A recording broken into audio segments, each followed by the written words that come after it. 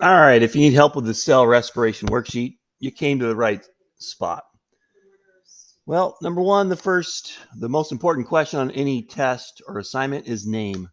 So I'm gonna give my first name and my last initial, so it makes it easier to find you on Aries, and the names of my partners. So Allison B, and I worked with Sam Q. So now it'll be easy to find you on Aries, and here we go. All right, the process of breaking down food and making it smaller and smaller so it can fit into cells. That's called digestion. You digest the food, you make it smaller so eventually it can fit into cells, and eventually we can turn it into energy that we can use. And what is that energy we can use? The goal of cellular respiration is to turn sugar, which is stored energy, but convert it into ATP. And that is the molecule that can be used immediately as a source of energy. The first step of cellular respiration is called glycolysis. Glycolysis. Glyco means sugar, lysis means to break. So basically, it literally means breaking sugar in half. So it's breaking glucose in half, and that occurs in the cytoplasm of cells, not in the mitochondria yet. Cytoplasm is just like the fluid inside of the cells that's not inside of an organelle like the nucleus or a chloroplast or a mitochondria or lysosome. It's just the fluid within a cell. Glycolysis begins with that sugar that we've heard of, at least we should have. It's called glucose. We're going to break down that glucose to release its stored energy. How many ATP are required to get glycolysis started? So it does require a little energy to get it started, and it takes 2 ATP to get glycolysis started. And in the process, we're going to make 4 ATP. But since it cost us 2 ATP to get it started and we only made 4, we really only made a net of, let's see if I can get it to work. There we go. 2 ATP. We also get 2 molecules of the electron carrier, NADH, because remember, if it's 4 or 5 letters and does not form a word, NADH, that's not a word. So that's an electron carrier. And glucose gets broken down into 2 molecules of pyruvate. So glucose becomes 2 molecules of pyruvate, which are half the size. It only has 3 carbons. But in the process, we did make some energy with 2 ATPs and 2 NADHs. NADH is a molecule, remember, it doesn't form a word, 4 letters, so it carries electrons.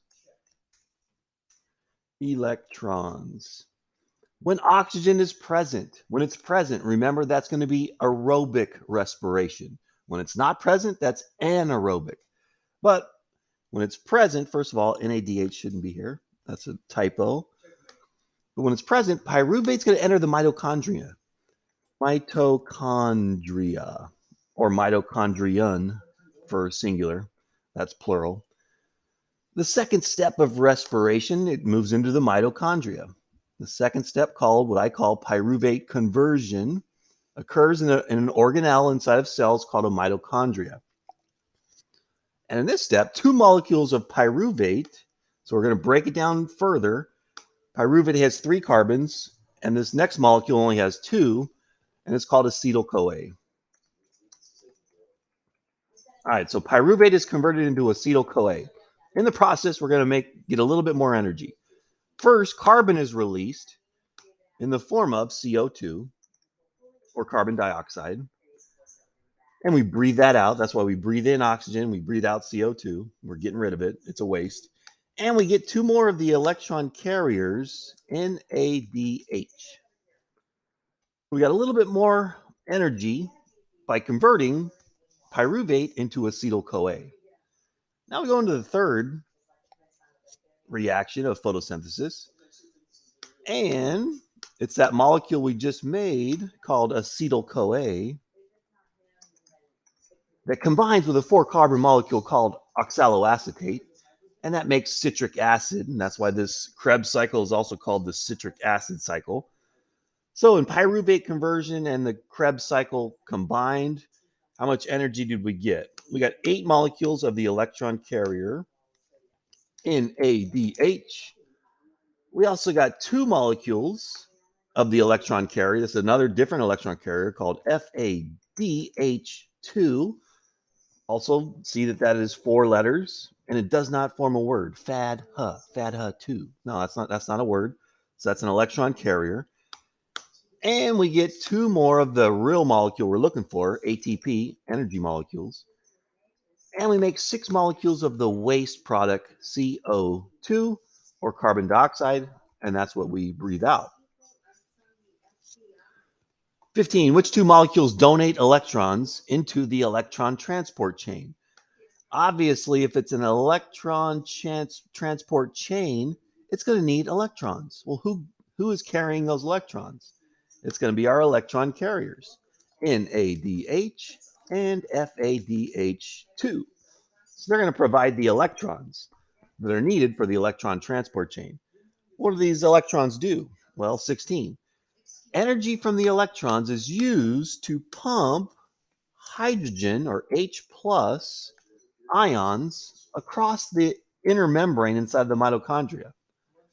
And that's going to cause a concentration gradient. If you're pumping a bunch of H plus ions outside the inner membrane, you're going to have a bunch of hydrogen ions outside that inner membrane, high concentration. And they're going to want to diffuse back inside the inner membrane.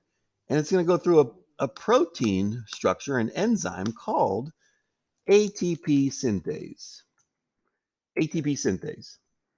And the movement of these ions through ATP synthase, just like water going through a dam can create electricity, hydrogen ions moving through ATP synthase converts ADP, the dead battery, back into ATP, the charged battery.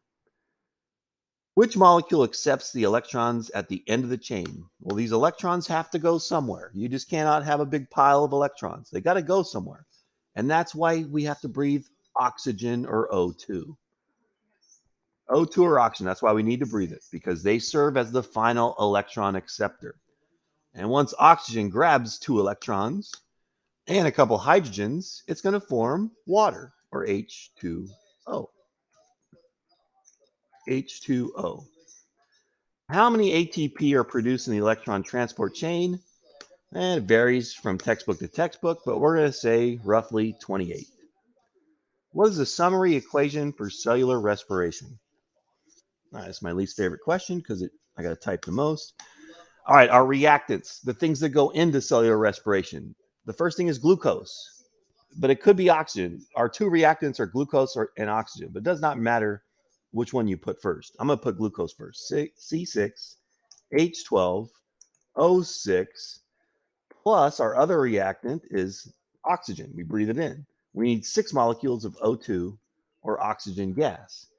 What gets made? Make a little arrow, boom. So this is the product. This is what gets made. Does not matter what order. All that matters is that it's on this side of the arrow. I'm going to put CO2 first. We make 6 molecules of carbon dioxide or CO2. Plus, we also make 6 molecules of water, H2O.